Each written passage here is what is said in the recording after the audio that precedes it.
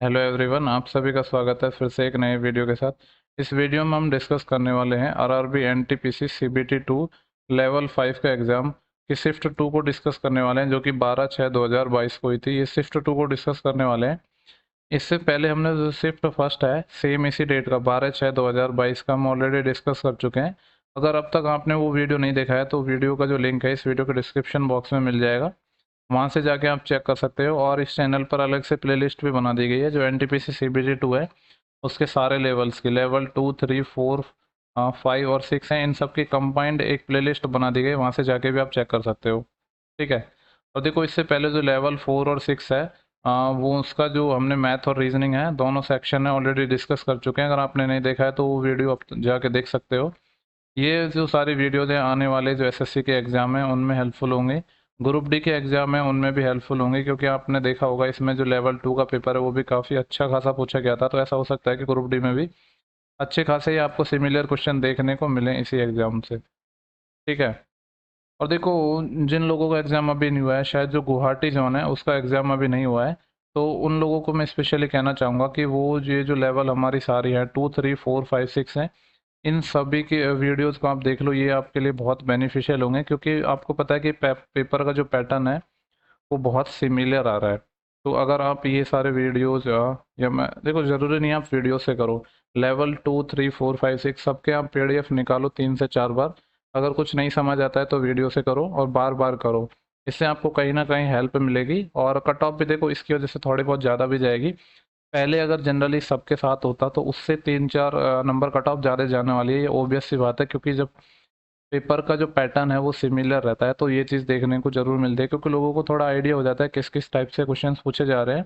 और अब तो आंसर की भी आ गई है तो उनको ये प्रॉपर आइडिया होगा कि किस एरिया से क्वेश्चन उठाए जा रहे हैं। ठीक है। तो और बाकी अगर आपको वीडियोस पसंद आ रहे हैं तो आप वीडियोस को लाइक कर सकते हो। और जिन लोगों ने चैनल को सब्सक्राइब नहीं किया है वो अभी पहले सब्सक्राइब का बटन पर क्लिक करके वीडियो को आगे देखो। ठीक है। तो बिना टाइम वेस्ट करे मैं स्टार्ट करते हैं। जो शिफ्ट फर्स्ट का हम डिस्कस कर चुके हैं, इसके बाद हम क्या करेंगे, जो लेवल 5 का जो 15 को एग्जाम हुआ था उसको डिस्कस करेंगे। देन उसके बाद लेवल 3 का सीक्वेंस है, देन लेवल 2।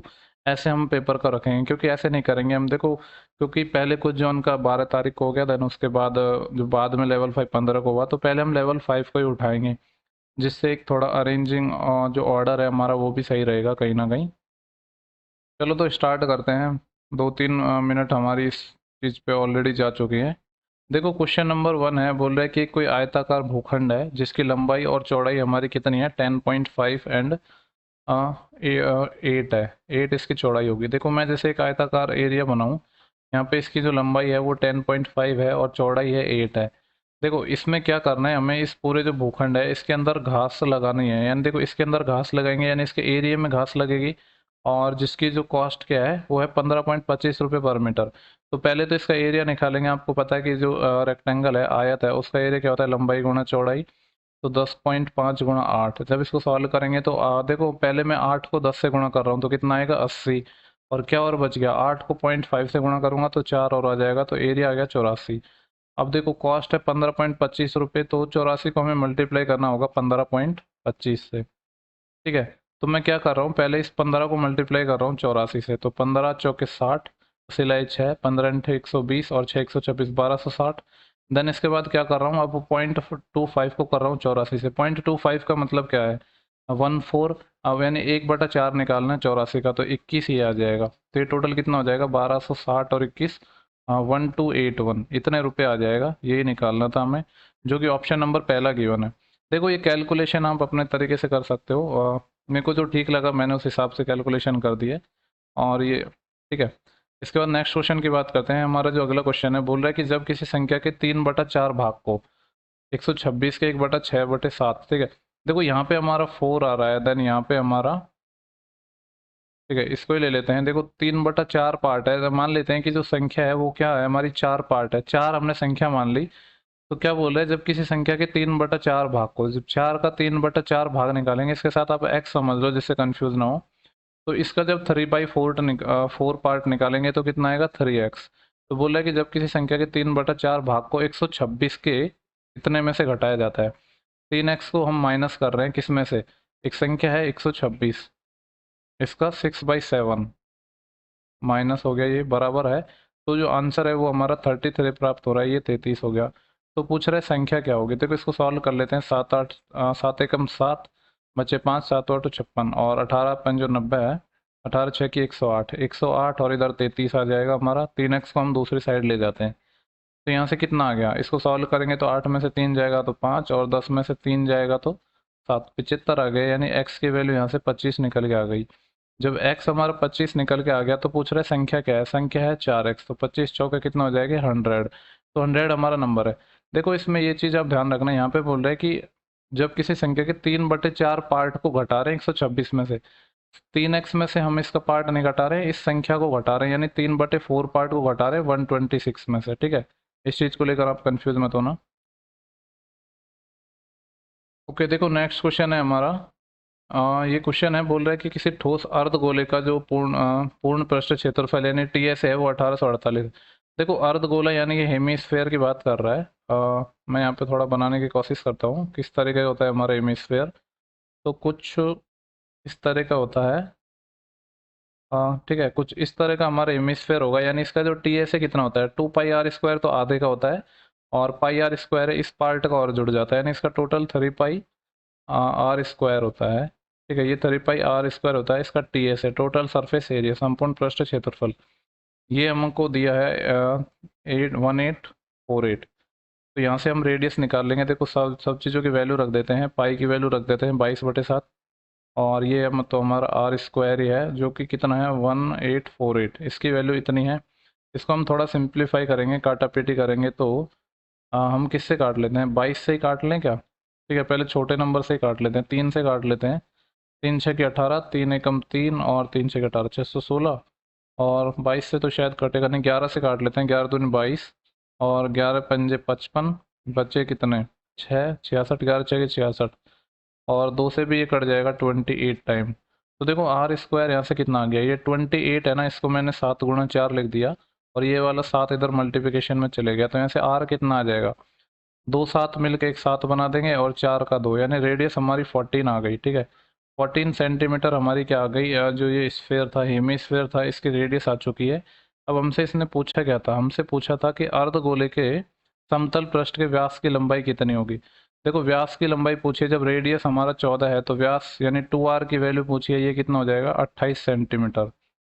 तो 28 सेंटीमीटर इस सवाल का हमारा सही जवाब हो जाएगा।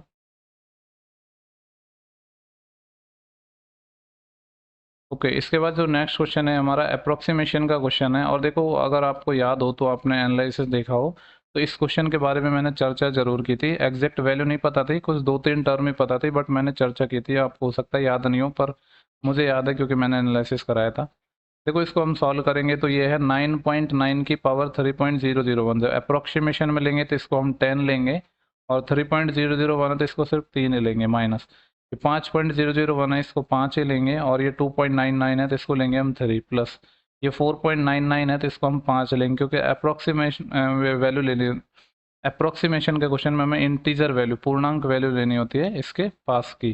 तो 10 का क्यूब तो 1000 होता है, माइनस 5 का क्यूब 125 होता है, और ये 5, तो ये कितना हो जाएगा, जब 1000 में से 125 गया तो कितना आएगा, ये आएगा हमारा 875, और 875 में ये 5 और जुड़ेगा तो ये मिलके कितना बना देगा 880, 880 आएगा, जो कि ऑप्शन नंबर 4 है। तो इस सवाल में आपको कोई प्रॉब्लम होनी नहीं चाहिए क्योंकि एक आसान क्वेश्चन है।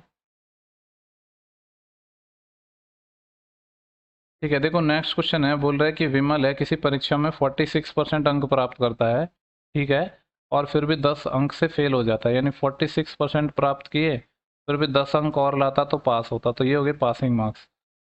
आगे बोल रहा है यदि वह 52% अंक प्राप्त करता तो उसे न्यूनतम योग्यता यानी मिनिमम पासिंग मार्क्स से 8 ज़्यादा मिलते।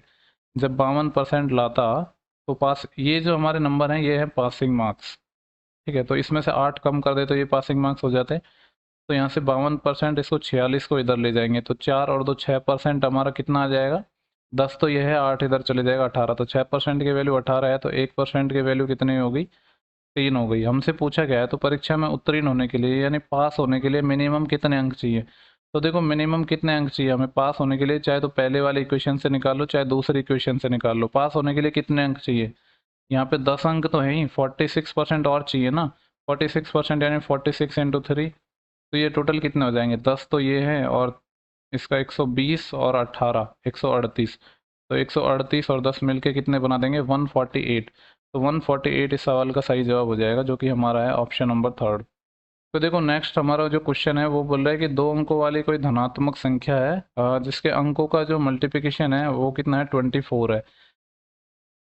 ठीक है, आगे हमसे पूछ रहा है जब इस संख्या में 18 ऐड किया जाता है तो संख्या के अंकों के स्थान परस्पर बदल जाते हैं। देखो दो अंकों की संख्या है तो कितनी होगी, एक्स वाई एक दो अंकों की संख्या है जिसको हम क्या लिख सकते हैं 10x प्लस वाई ऐसे लिख सकते हैं।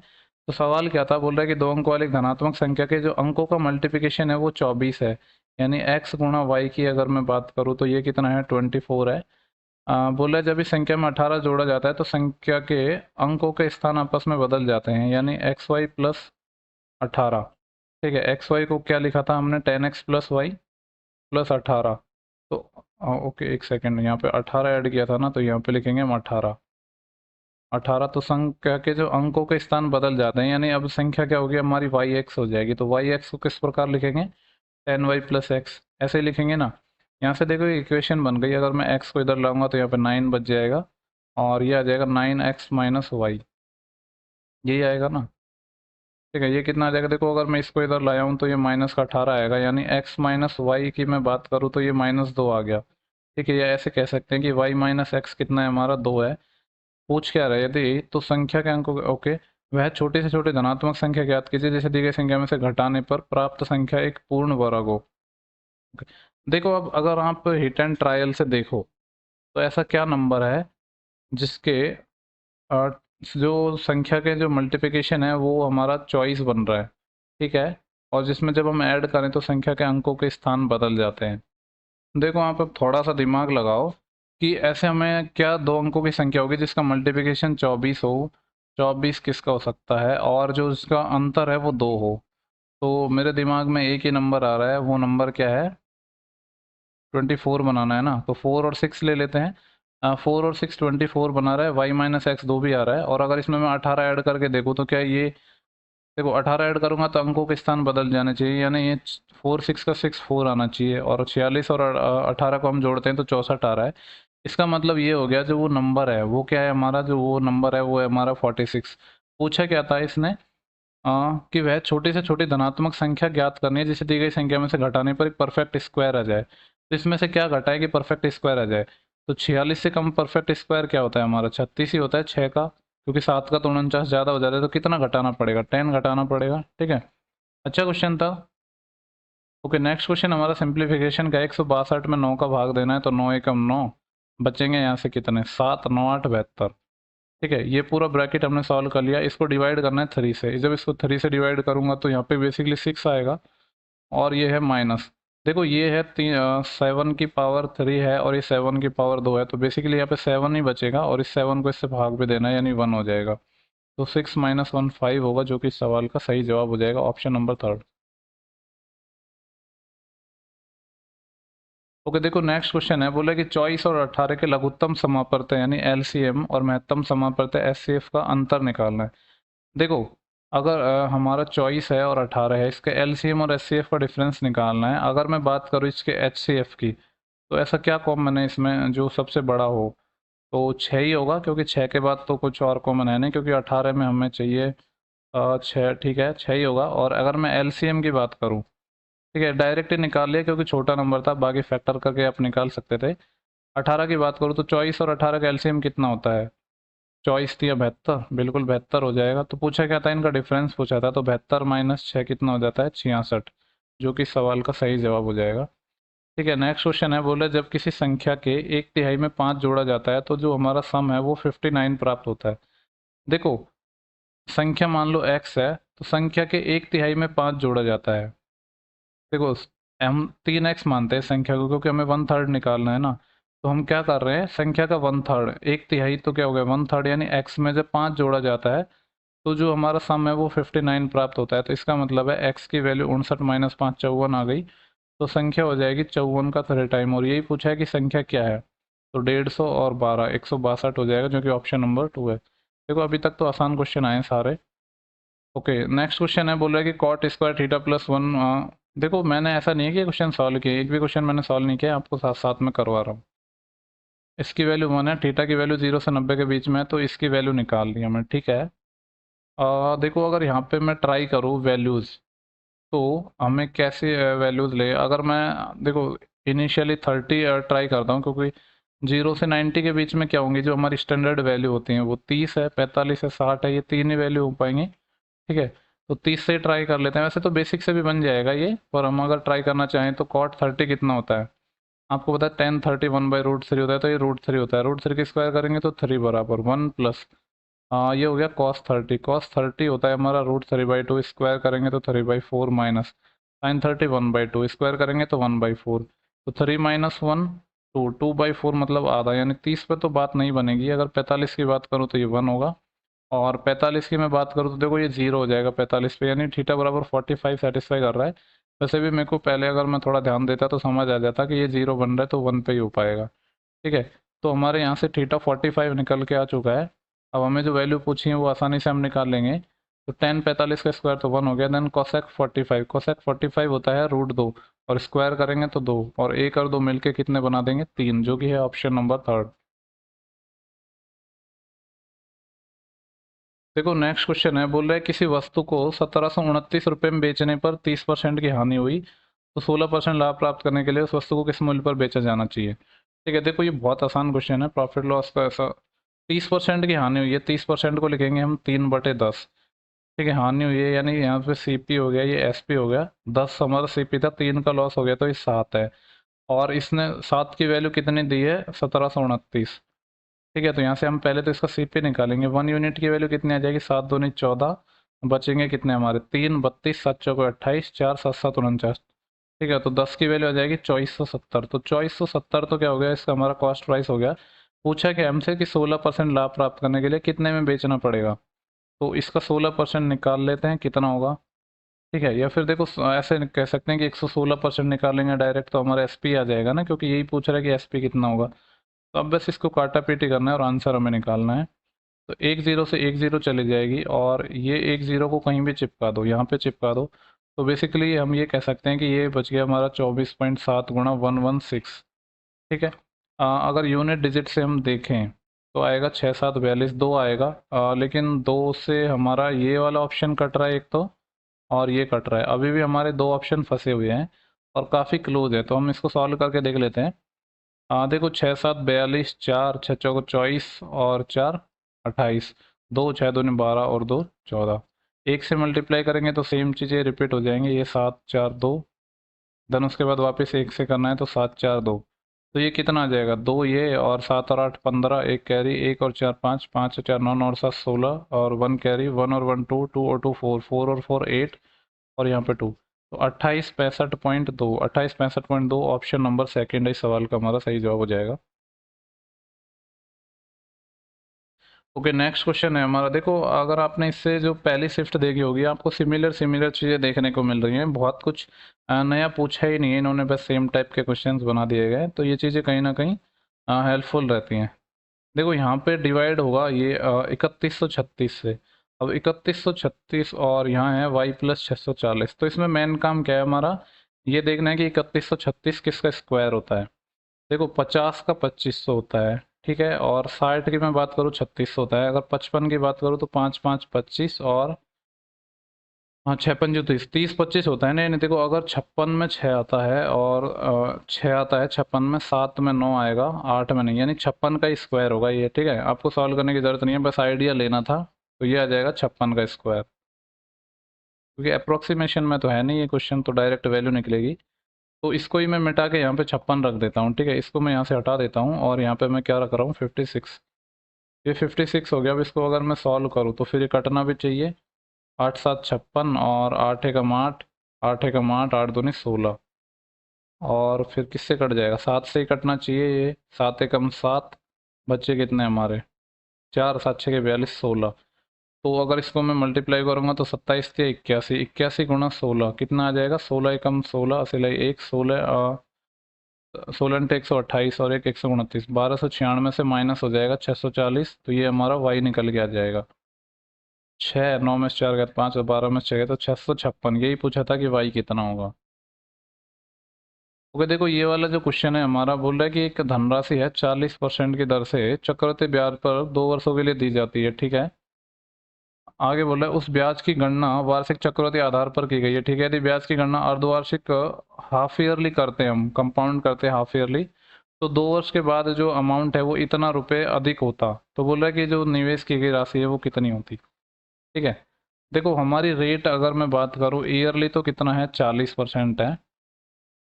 लेकिन अगर हम इसको हाफ ईयरली काउंट करते हैं, हाफ ईयरली का मतलब है 6 मंथ में ही काउंट करते, तो जो हमारा जो अमाउंट है वो इतना अधिक होता, 4544। अब एक बात बताऊं आपको, मेरे को रेट 40% है, अगर हाफ ईयरली काउंट करेंगे तो रेट हमारी कितने निकल के आ जाएगी, 20% निकल के आ जाएगी कि नहीं, ठीक है। अब देखो यहाँ पे कितने 2 ईयर की बात कर रहा है, तो ये थोड़ा अच्छा क्वेश्चन बन जाएगा। अगर मैं बात करूँ पहले केस में, ओवरऑल हमारा जो रेट परसेंटेज है वो कितना होगा, तो 40 + 40, ठीक है। ये आपने फॉर्मूला पढ़ा ही होगा ना, A + B × AB/100। तो यही वाला हम अप्लाई करेंगे तो 40 + 40 80, और यहाँ पे आएगा 40 × 40/100, तो 16 यहाँ से आ जाएगा, ठीक है। तो पहले वाले केस में ओवरऑल हमारी जो ब्याज है वो हो गया 96% प्रिंसिपल का, 2 ईयर में है ये CI।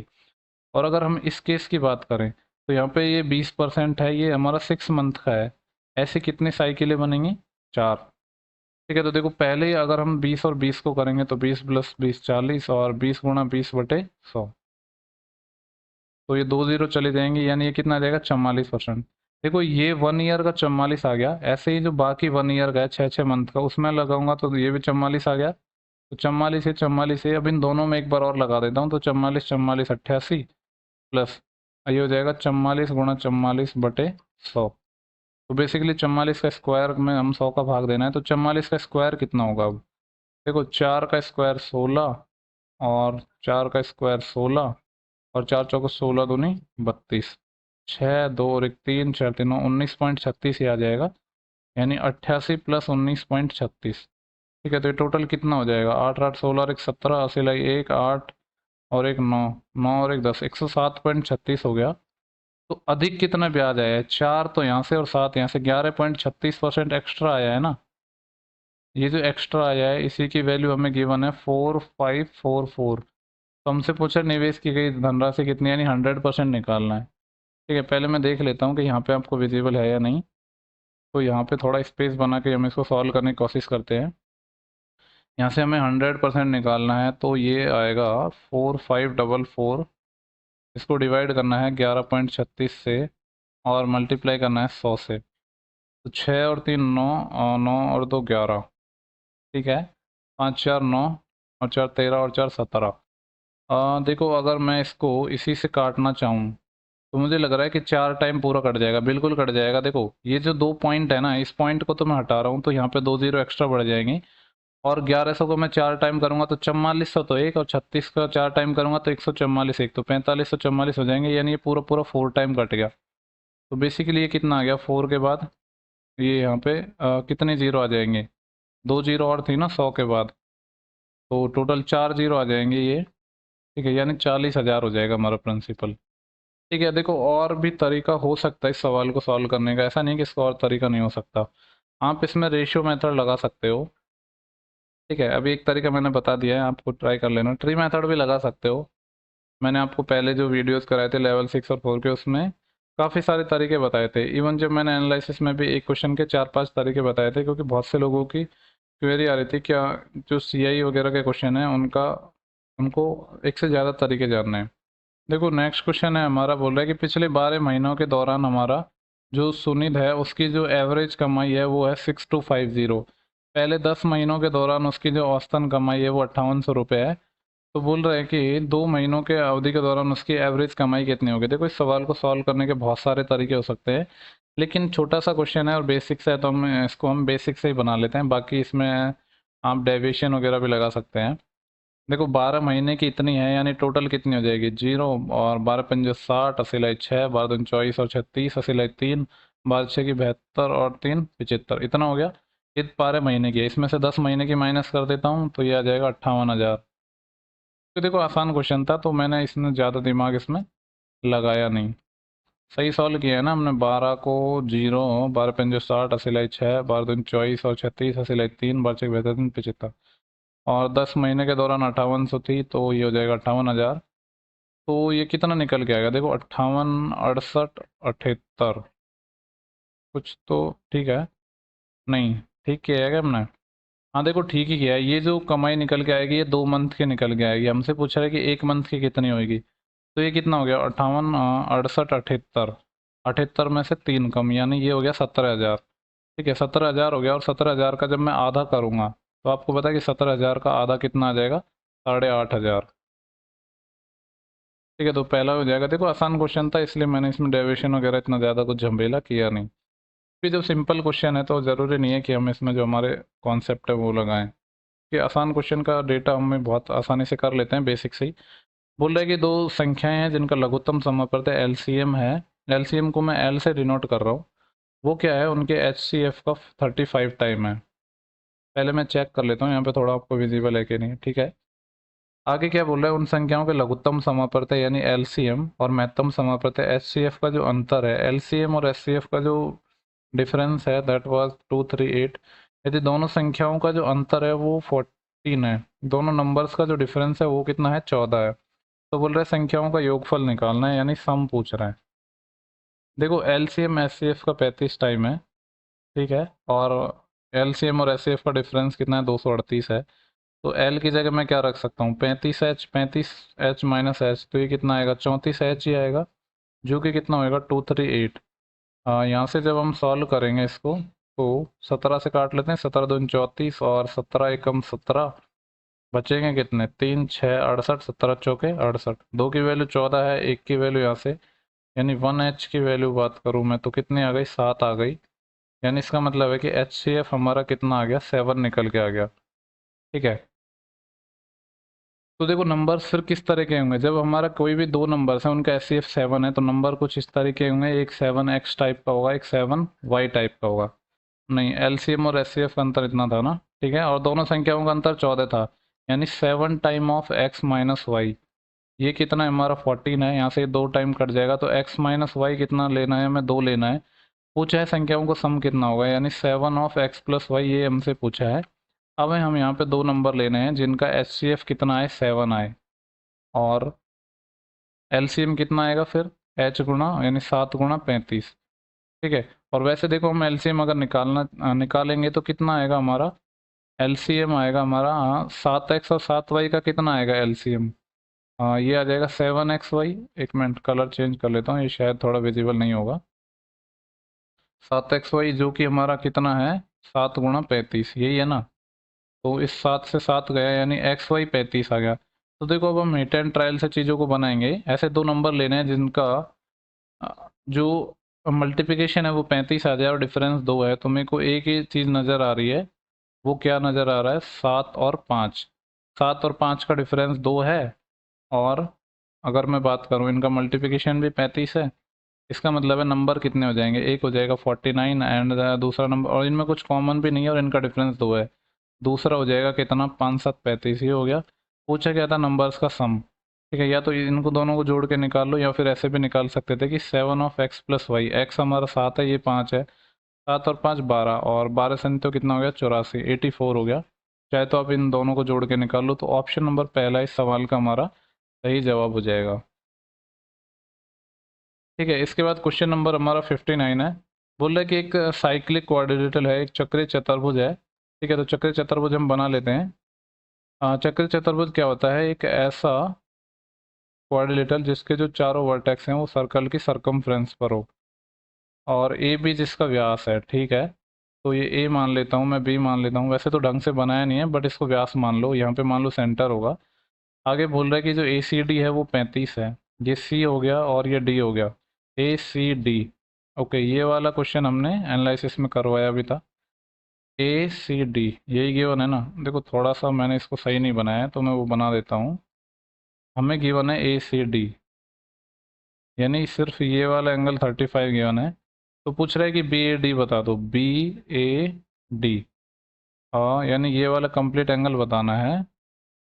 ठीक है, इतना ही है ना। देखो ये हमारा जब सरकम सॉरी कॉर्ड क्या बोल रहा हूँ मैं, ये हमारा डायमीटर है, यानी ये हमारी डायमीटर हो गया। तो ये जो डायमीटर है, इससे जो दो कॉर्ड जाती हैं जो सर्कल की सरकमफ्रेंस पे टच करती है, उनके बीच में जो एंगल बनता है वो कितना बनता है, 90 डिग्री। तो ये वाला एंगल 90 हो गया। और देखो दोनों को अगर हम जोड़ेंगे तो 9 और 3 12, कितने हो गए, 125 हो गया। और आपको पता है कि जब साइक्लिक क्वाड्रिलेटरल है तो एंगल ए का सम और एंगल सी का सम 180 होना जरूरी है। अब एंगल जो सी है वो तो हमारा 125 हो गया, तो इसको कितना होना पड़ेगा, 5 यहाँ से 130 और 5 यहाँ से, तो 55 डिग्री होना पड़ेगा। यही पूछा है, ये पूरा एंगल कितना होगा, जो कि 55 हो जाएगा। क्योंकि देखो यहाँ पे सिर्फ यही कंसेप्ट तो हमने यूज किया है, एक सर्कल है, ये इसका हमारा क्या हो गया, डायमीटर हो गया।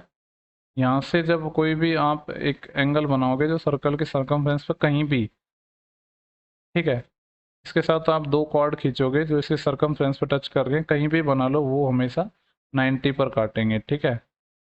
तो ऐसे कहीं भी आप बना लोगे तो 90 पर काटेंगे, ये वाला कॉन्सेप्ट हमने यूज किया है। देखो नेक्स्ट क्वेश्चन है, बोले साधारण ब्याज की एक निश्चित राशि है, 12% की चक्रवृद्धि ब्याज की दर से 3 ईयर में इतने रुपए हो जाती है, तो धनराशि क्या होगी। ओके, देखो इसके काफी सारे तरीके हैं। एक तो तरीका है कि आप इसको ऑप्शन से बनाओ, नहीं पर ये तो सिंपल इंटरेस्ट का है ना, फिर तो निकालने में प्रॉब्लम नहीं है। मैंने ध्यान नहीं दिया, मुझे लगा सीआई का है। देखो अमाउंट हमारा कितना हो गया, 34 हो गया। 12% के हिसाब से 3 ईयर में ब्याज कितना हो गया, 36%। तो टोटल कितना हो गया, ये 136% हो गया। इसकी वैल्यू हमें गिवन है 3400। हमसे पूछा है धनराशि क्या है, यानी 100% की वैल्यू निकालनी है। तो 100% की वैल्यू कैसे निकलेगी, इस 34 से हम भाग दे देंगे 136 का और मल्टीप्लाई कर देंगे 100 से।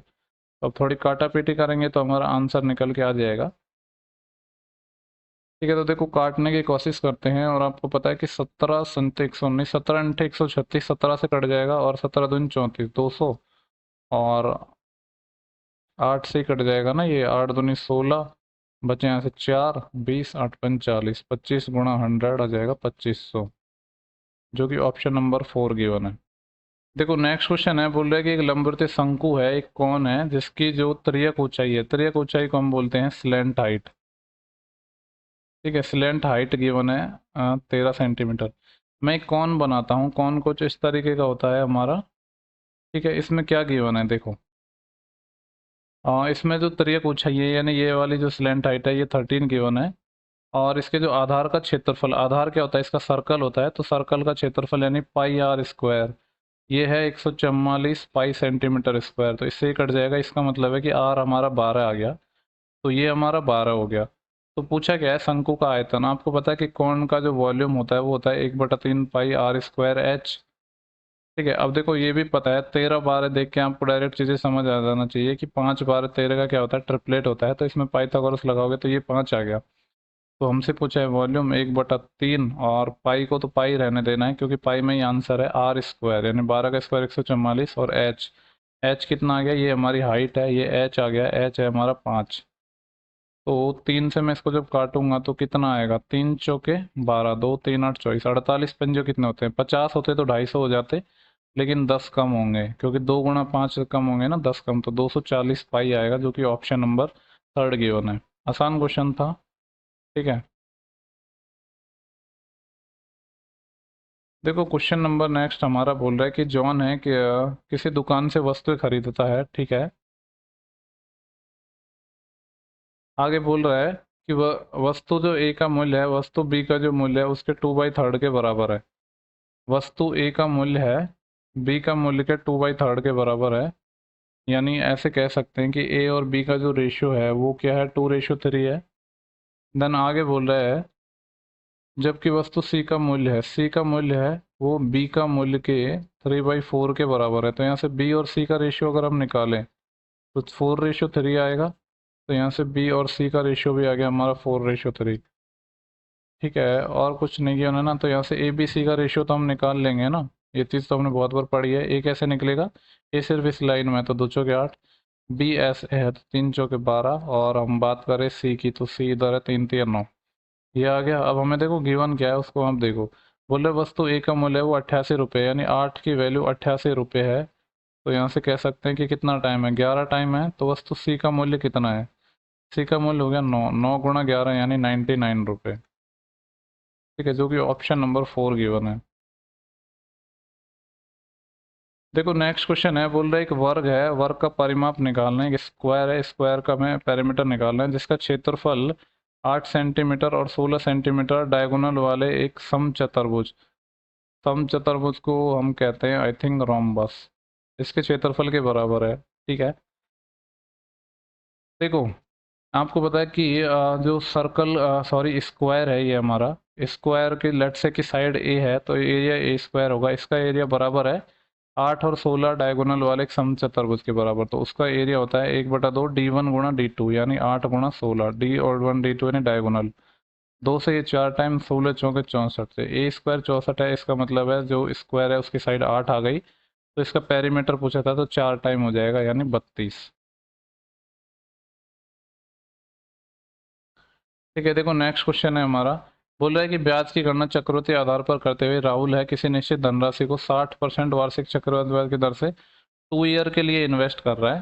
ठीक है, 60% के हिसाब से, ईयरली रेट के हिसाब से 2 साल के लिए इन्वेस्ट कर रहा है।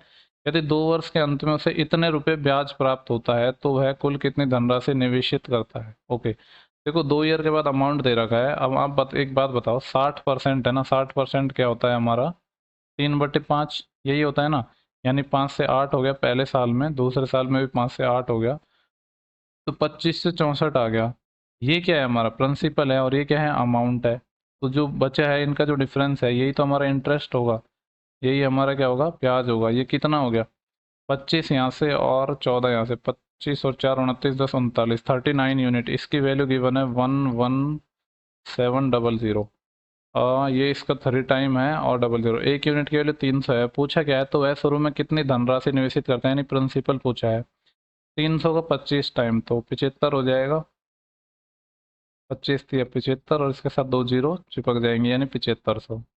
देखो क्वेश्चन नंबर 75 हमारा है, वो बोल रहा है कि 10 मीटर आधार व्यास यानी बेस का जो डायमीटर है व्यास है वो हमारा 10 है तो रेडियस 5 आएगी, और हाइट है वो 12 मीटर है यानी एच की वैल्यू 12 आ गई। एक टेंट बनाया जाता है जो किस शेप में बनाया जाता है, कॉनिकल शेप में, शंक्वाकार शेप में। बोले तंबू की सिलाई में अपव्यय के रूप में 10% अतिरिक्त कपड़े की आवश्यकता होती है। तो देखो हमसे यहाँ पे पूछा गया था कि जो इसको बनाने में 10% एक्स्ट्रा कपड़े का इस्तेमाल होता है, यानी हम इसका सी ए से निकालेंगे कर्ड सरफेस एरिया। ठीक है, तो उसका 10% एक्स्ट्रा निकाल देंगे, वही हमसे पूछा है, तो कपड़े का क्षेत्रफल कितना होगा। तो शंकु है, कौन है, कौन का हमारा जो कर्ड सरफेस एरिया कितना होता है हमारा, ये होता है πr/l।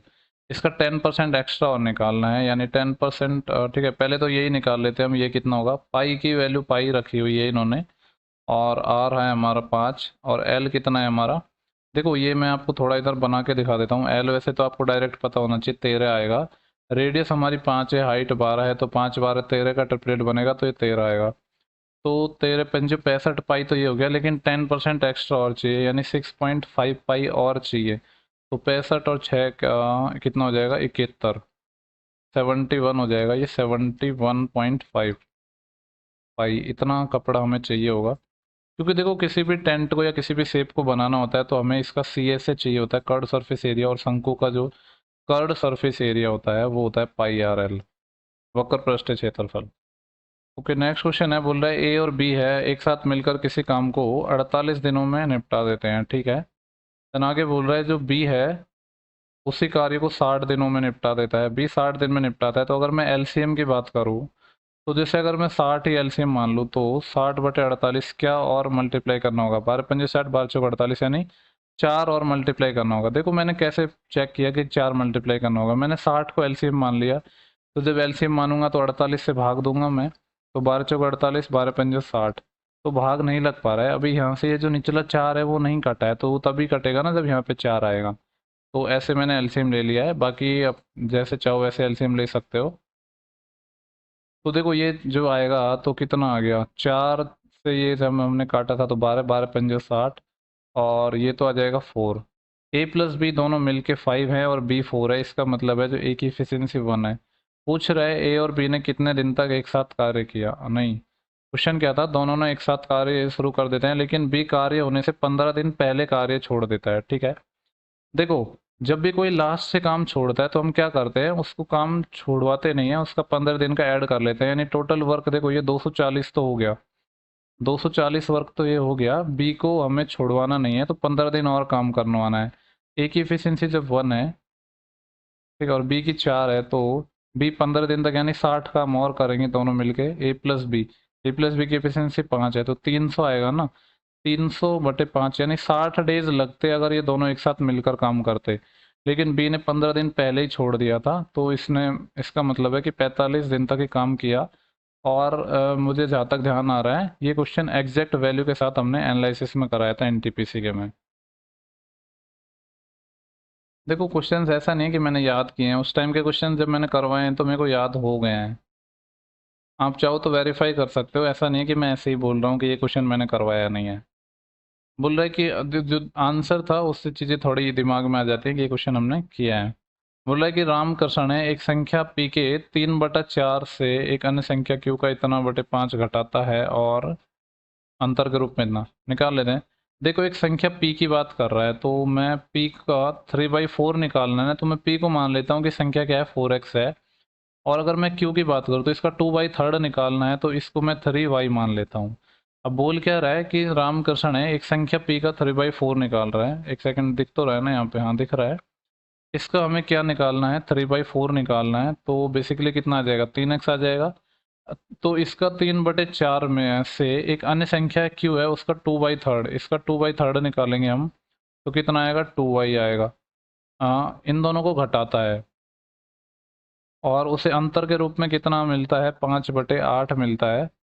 ठीक है, तो ये हमारे एक इक्वेशन बन गई। यहाँ से वैसे चाहो तो इसको 8 को इधर मल्टीप्लाई कर सकते हो, तो यह आ जाएगा 24x माइनस 8×2=16y बराबर है 5। ठीक है, ये इक्वेशन 1 हो गई। पूछा क्या है, यदि वह p के 9 गुना, p का p हमने 4x माना है, इसका 9 गुना यानी 36x, और q का 8 गुना यानी 24x गुना घटाता, तो रामकृष्ण को कितना उत्तर प्राप्त होता है। यानी इसकी वैल्यू पूछ रहा है 36x माइनस 24x। तो यहाँ से हम क्या निकाल सकते हैं, 36 कब बनेगा, ये जब इसको 12, ठीक है। देखो यहाँ से अगर आप ध्यान से देखो ना, इस क्वेश्चन को आप लिखो ही मत। हमसे जो पूछा है वो क्या पूछा है, ये हमारा, ये हमसे पूछा है ये कैसे आ पाएगा। अगर मैं इसको 12 से मल्टीप्लाई कर दूँ तो ये 36 बन जाएगा, और ये कितना बन जाएगा, 12×2 24y बन गया। ये इसी की वैल्यू पूछी है। यानी बेसिकली जो 5/8 है इसका कितना हो जाएगा, 12 गुणा 4×2 = 8, 4×3 = 12, 5×3 = 15, 15/2 इस सवाल का हमारा सही जवाब हो जाएगा, जो कि है ऑप्शन नंबर पहला। नेक्स्ट क्वेश्चन है, बोल रहा है कि 36 सेंटीमीटर व्यास है और 12 सेंटीमीटर ऊंचाई वाले ठोस धात्विक कण को पिघलाया जाता है और 3 सेंटीमीटर त्रिज्या वाले ठोस गोले बनाए जाते हैं, तो कितने गोले बनेंगे। तो बेसिकली हमें वॉल्यूम इक्वल करना है, बाकी कुछ सोचना समझने वाला है ही नहीं। जब भी किसी एक शेप को दूसरी शेप में बदला जाता है तो उनके सिंपली वॉल्यूम इक्वल कर दो। तो शंकु का वॉल्यूम होता है 1/3 पाई आर स्क्वायर। आर कितना था, देखो 36 सेंटीमीटर व्यास है हमारा, डायमीटर है तो रेडियस आ जाएगी 18, और ये क्या होता है हमारा 1/3 पाई आर स्क्वायर, यानी 18 का स्क्वायर 324, और ऊंचाई एच कितनी है 12 सेंटीमीटर। ये बराबर हो जाएगा 3 सेंटीमीटर त्रिज्या वाला गोला स्फेयर। स्फेयर का वॉल्यूम होता है 4/3 पाई आर क्यूब। तो 3 का क्यूब 27। पूछ रहा है कितने बनेंगे, तो मान लिए कि n बनेंगे, तो यहाँ से काटा पेटी करनी है और हमें आंसर मिल जाएगा। पाई से तो पाई चले गया, 3 से 3 चले गया, 4 से ये 3 टाइम चले गया, 3 से ये 9 टाइम चले गया, और 9 से ये 9×3 = 27, बच्चे 5 54, 9×6 = 54, तो 36 आ गया एन की वैल्यू। यही पूछा था कितने गोले बनाए जा सकते हैं। ओके, नेक्स्ट क्वेश्चन है, बोल रहा है एक संख्या के 29.5% की वैल्यू ये है। देखो 29.5 का अगर हम डबल करते हैं तो कितना आता है 59, यानी 29.5 को मैं ऐसे लिख दूँ 59/2%, कोई फर्क थोड़ी पड़ने वाला है। इसकी जो वैल्यू है ये 0.59 गिवन है, इसको ऐसे लिख दूँ 59/100, तो 59 से 59 गया और 2 से 50 गया, तो क्या क्या आ गया, जो 1% है उसकी वैल्यू 1/50 आ गई। पूछ रहा है संख्या क्या है, यानी 100% निकालना है, तो 100 से मल्टीप्लाई कर देते हैं, 100/50 मतलब 2, तो जो संख्या है वो कितनी है, 2 है। नेक्स्ट क्वेश्चन है, बोल रहे हैं कि एक निश्चित धनराशि है वार्षिक साधारण ब्याज की दर से 1 वर्ष के लिए निवेशित की गई। एक निश्चित धनराशि की परिपक्वता पर इतना मिश्र धन था। ठीक है, देखो एसआई का क्वेश्चन है। क्वेश्चन क्या है कि एक कोई प्रिंसिपल है, वो उसको दिया जाता है 1 ईयर के लिए, और जो अमाउंट है वो 1484 है। यदि ब्याज दर 2% एक्स्ट्रा होती तो इतना रुपए अधिक होता। ओके, देखो यहाँ पे पी हमारा प्रिंसिपल है, और 1 साल का जो एसआई है, ये ऐसे समझ लो कि यहाँ पे हमारा रेट कितना है, R% रेट था ना, और 1 साल के लिए था। अब दूसरे केस में क्या हुआ, तो उस टाइम में हमारा जो प्रिंसिपल है वो, सॉरी अमाउंट है वो 1484 आया। प्रिंसिपल तो यहाँ पे पी रहा, लेकिन रेट है आर की जगह R+2% हो गई, और वो भी 1 साल के लिए रहेगा। तो बेसिकली यहाँ से जो एक्स्ट्रा कितना निकल के आएगा, 2% ही तो निकल के आएगा जब इन दोनों को डिफरेंस लोगे। तो वो कितना हो गया, इससे 26.50 ज़्यादा हो गया है। यानी बेसिकली इन दोनों का जब डिफरेंस लोगे तो 26.50 ही आ गया। यानी दो की वैल्यू 26.50 आ गई। पूछा क्या है, पूछ रहा है कि मूल दर पर निवेशित धनराशि पर कितना ब्याज दिया गया। ठीक है, तो देखो यहाँ से 2% की वैल्यू इतनी आ गई, यहाँ से पहले तो हम 100% निकालेंगे, तो जिससे क्या हो जाएगा, हमारा प्रिंसिपल निकल के आ जाएगा। तो यहाँ से 100% निकालने के लिए क्या करना होगा, इसको 50 से मल्टीप्लाई। ठीक है, तो 50 से मल्टीप्लाई कर देते हैं, या फिर 50 से कर ही देते हैं। देखो और ये एक ज़ीरो है, इसका यहाँ पे काम आ जाएगा पॉइंट हटाने के, ये हो जाएगा 265 इंटू 5। 5×5 = 25, असिलाई 2, 5×6 = 30, और 2 32, असिलाई 3, 5×2 = 13। प्रिंसिपल है वो हमारा कितना हो गया, 1325 रुपये हो गया। तो ब्याज कितना दिया है, तो ब्याज निकाल लेते हैं। 1484 हमारा अमाउंट है, जिसमें से 1325 प्रिंसिपल है। 14 में से 5 9, यहाँ का सेल बढ़ गया, 8 में से 3 गया 5, और 159, 159 रुपये हमारा ब्याज दिया गया है। वही पूछा था कि ब्याज कितना हमने दिया है। देखो ये क्वेश्चन है, बोल रहा है कि करिश्मा है पिछले 3 वर्षों से प्रत्येक वर्ष किसी वस्तु की खरीद पर इतने रुपए खर्च कर रही है। हालांकि इस वस्तु की प्रति इकाई के मूल्य में प्रति वर्ष उतार चढ़ाव हुआ। ठीक है, यदि प्रति इकाई मूल्य में पहले वर्ष में 9 रुपये, दूसरे वर्ष में 24 रुपये, और तीसरे वर्ष में इतने रुपये रहा, तीनों वर्षों के दौरान करिश्मा द्वारा इस वस्तु के लिए भुगतान किया गया प्रति इकाई औसत मूल्य ज्ञात करना है। ठीक है, देखो ये जो क्वेश्चन है ना, मुझे लग रहा है कि इस शिफ्ट का ये सबसे बेहतरीन क्वेश्चन है। ठीक है, मोस्ट इम्पोर्टेंट क्वेश्चन है इस शिफ्ट का ये। ठीक है, देखो शुरू में तो थोड़ा मैं भी कंफ्यूज हो रहा हूँ इसको लेकर कि ये क्वेश्चन होगा कैसे, पर ट्राई करते हैं, हो जाएगा, ऐसे तो कुछ बड़ी बात है नहीं। देखो क्वेश्चन क्या बोल रहा है, करिश्मा ने पिछले 3 वर्षों से इतने खर्च कर रही है। ठीक है, आगे क्या बोल रहा है कि उतार चढ़ा हुआ, और प्रति इकाई मूल्य में इतने इतने और इतने वर्षों के दौरान भुगतान किया, तो टोटल एवरेज कितना होगा। देखो ये ऐसे होगा क्वेश्चन, ये कुछ जो हमारा क्या होता है, जो डेविएशन का क्वेश्चन है ना, कुछ उस तरीके से ही होगा ये। कि देखो बोल रहा है कि पिछले 3 वर्षों से ये 5454 खर्च कर रही है, यानी टोटल कितना खर्च कर रही है ये, 5400 × 3, 0 0 और 3 चौके 12, अकेला 1, 3 पंजे 15, और 1 16, 16,200 रुपये ये खर्च कर रही है। और क्या हो रहा है कि पहले 9 बढ़ रहे हैं, देन उसके बाद 24, और फिर 14.40 बढ़ रहे हैं।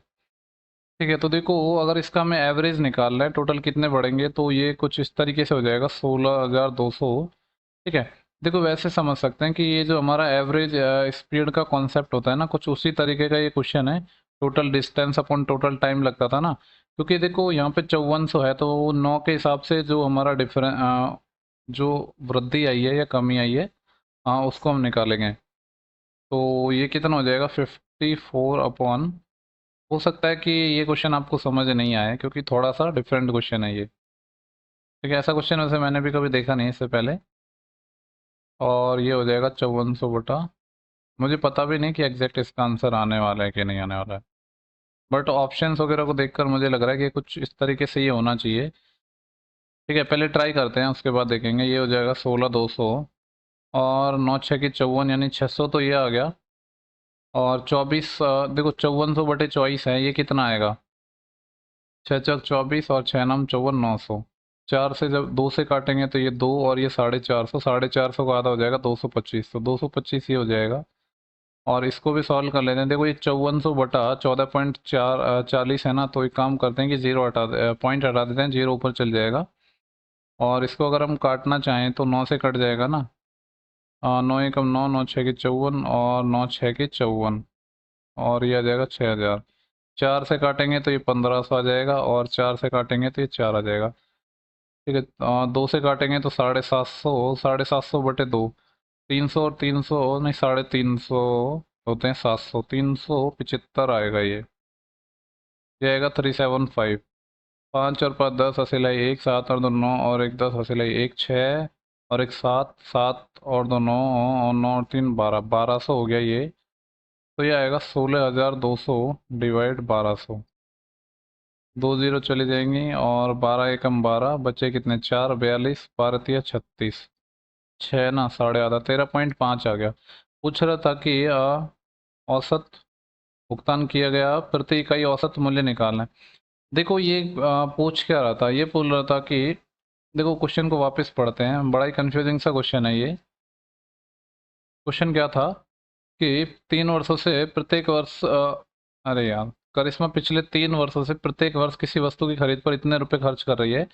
हालांकि क्या हो रहा है कि इस वस्तु की प्रति इकाई के मूल्य में प्रति वर्ष जो उतार चढ़ाव हुआ है, पहले ईयर के जो है वो 9 रुपये 9 का उतार चढ़ा हुआ है, दूसरे में 24 का, और तीसरे में 14.40 का।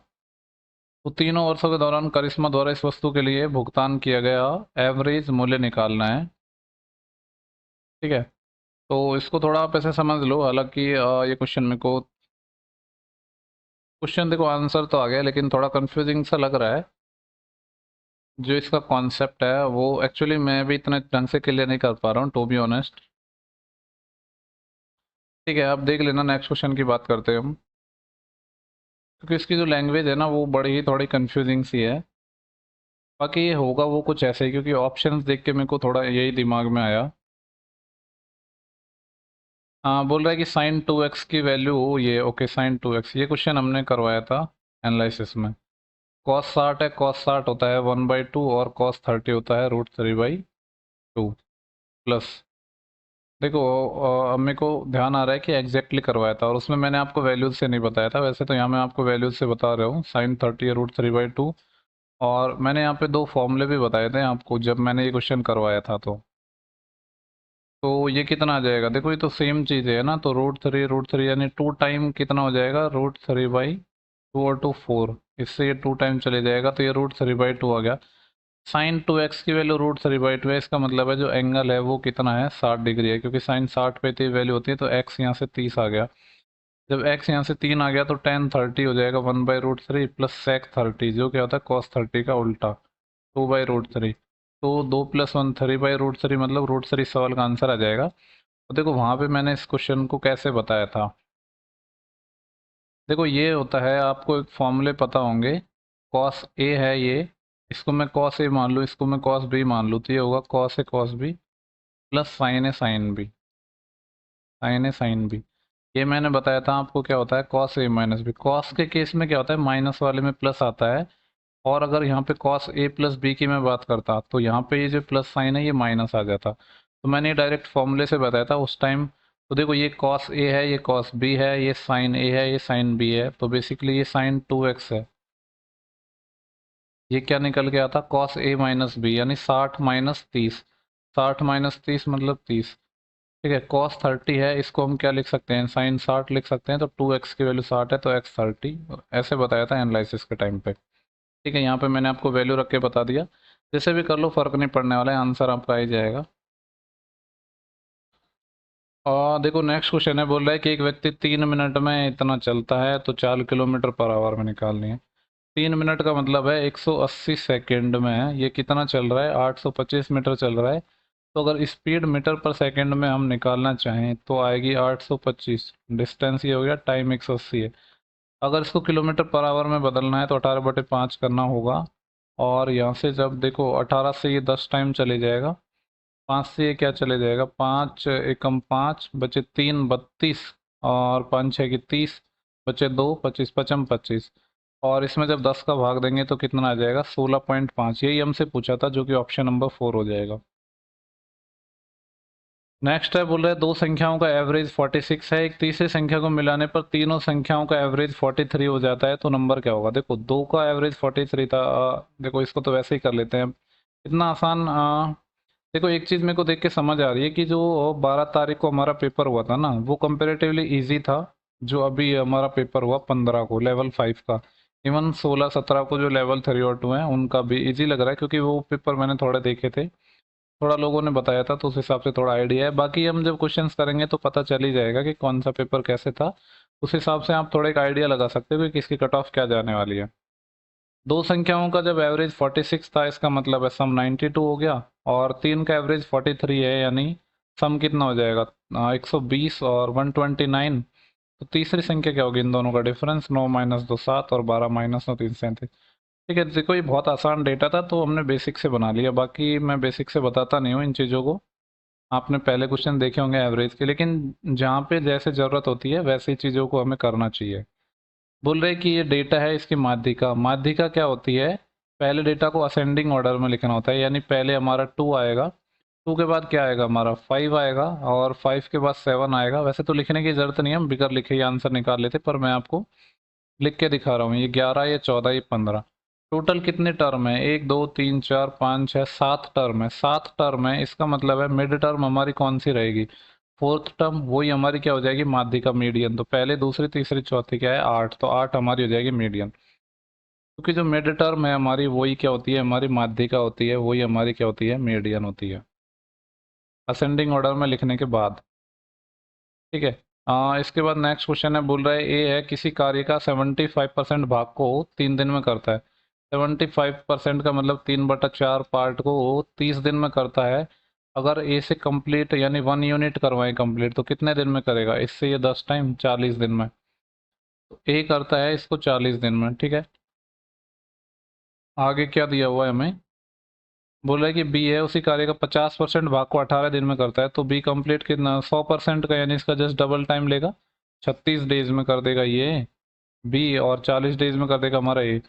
पूछ रहा है कि यदि वे एक साथ मिलकर कार्य करते हैं तो कार्य का कितना भाग एक दिन में कर देंगे।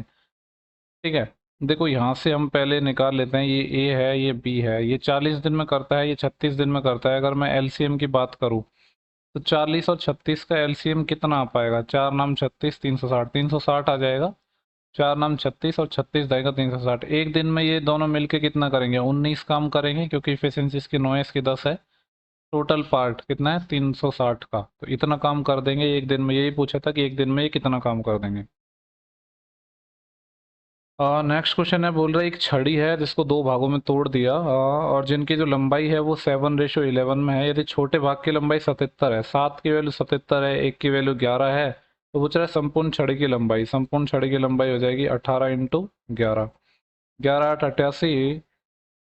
और देखो ये जो डेटा था ये मीटर में था, और लंबाई पूछी है हमारी, सारे ऑप्शन मीटर में दे रखे हैं, तो कोई नहीं चेंज कर देंगे हम इसको। ये कितना हो जाएगा 11 8 88, ऐसे लगे 8, 11 एकम 11 और 8 19 198 सेंटीमीटर में, मीटर में लगाएंगे तो 100 का भाग।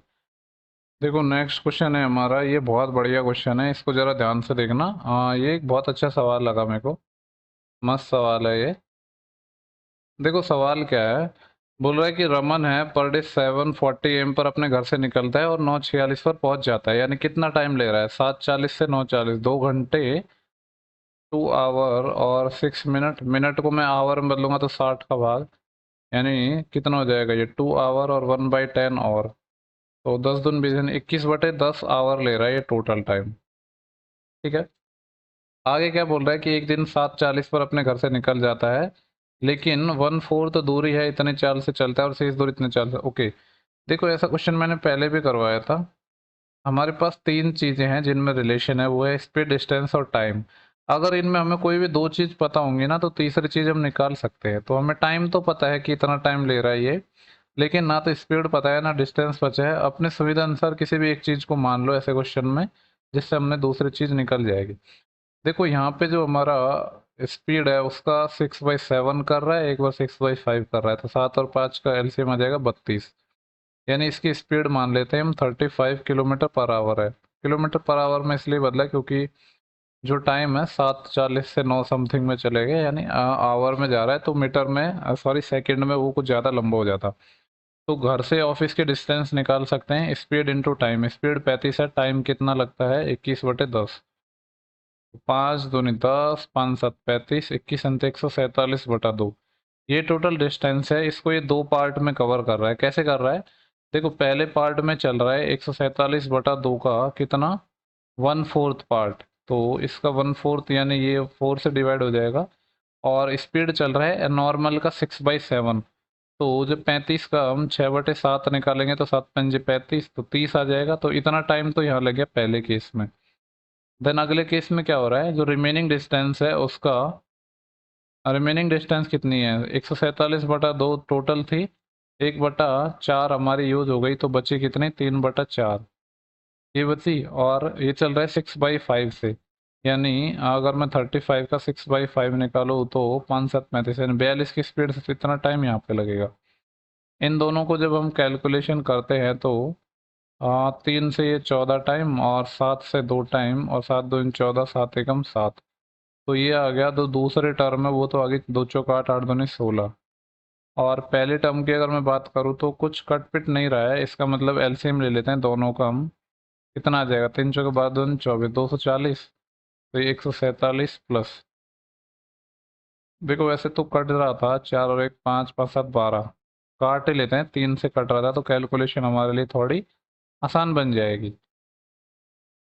3 से काटेंगे इसको 10 टाइम और 3 से इसको काटेंगे तो 3×4 = 12। हाँ बचे कितने 2 3 27।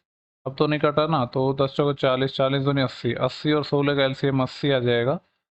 ठीक है, तो ये 80 में 80 का भाग दिया यानी 49, तो यहाँ से बच गया प्लस। इस 80 में भाग दिया किसका 16 का, तो 5 टाइम गया और 21×5 105। टोटल आ गया ये 5 और 9 14, 80 लाई 1 और 4 और 1 5, 154 डिवाइड है 80। इतना ही आ गया, कुछ गड़बड़ कर दी हमने। ठीक है, ये हमारा आ चुका है। तो ये हमारा पता है आवर में आया है, इसको हम थोड़ा मिनट में कन्वर्ट कर सकते हैं। पहले तो थोड़ा इसको सॉल्व करें तो कुछ कटना पिटना चाहिए हमारा। और देखो 2 से अगर हम काटना चाहें तो 2 से 14, बचे कितने 1, 14, 2 से 14 और ये 40, 77/40। 77/40 आवर है, मिनट में बदल लेता हूँ, 60 से मल्टीप्लाई कर दिया।